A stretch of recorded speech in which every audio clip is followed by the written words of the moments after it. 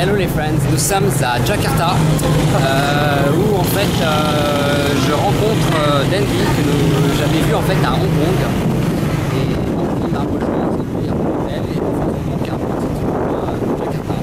Voilà, on fait un peu découvrir les environs et je suis assez surpris en fait de trouver une ville qui me rappelle vraiment l'esprit et l'ambiance du Népal, de Katmandou.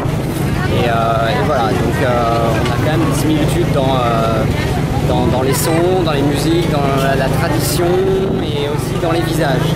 Voilà, cet endroit me rappelle vraiment en fait le Népal pour restaurant. Je vous laisse faire un petit tour de caméra.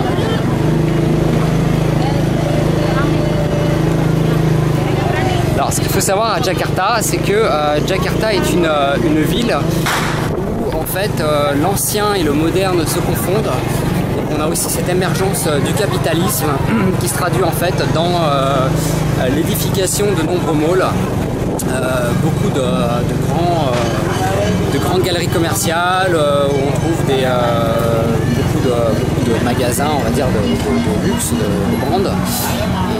Ah we go back? Yeah. Fausse alerte, nous n'arrêtons pas là.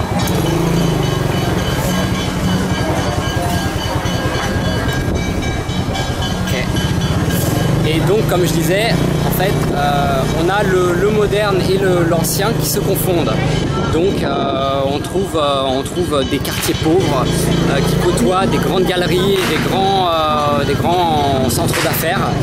Voilà, c'est l'émergence de cette ville à Jakarta, cette même émergence dont en fait les grandes villes asiatiques s'imprègnent et qu'on retrouve un peu partout. Donc voilà. Donc la question que je me pose souvent et qu'on se pose, c'est est-ce que ces peuples et ces cultures qui donc ont vécu dans l'ancienne génération, dans cette ancienne vie, peuvent s'adapter et faire avec en fait cette montée capitaliste et cohabiter tout en vivant, si je puis dire. Donc voilà. On verra plus tard, parce que là ce n'est que mon deuxième jour à Jakarta, en compagnie donc de Dandy, qui fait mon chauffeur aujourd'hui, et j'en saurai un peu plus par la suite. Voilà, je vous dis à plus tard les amis, ciao.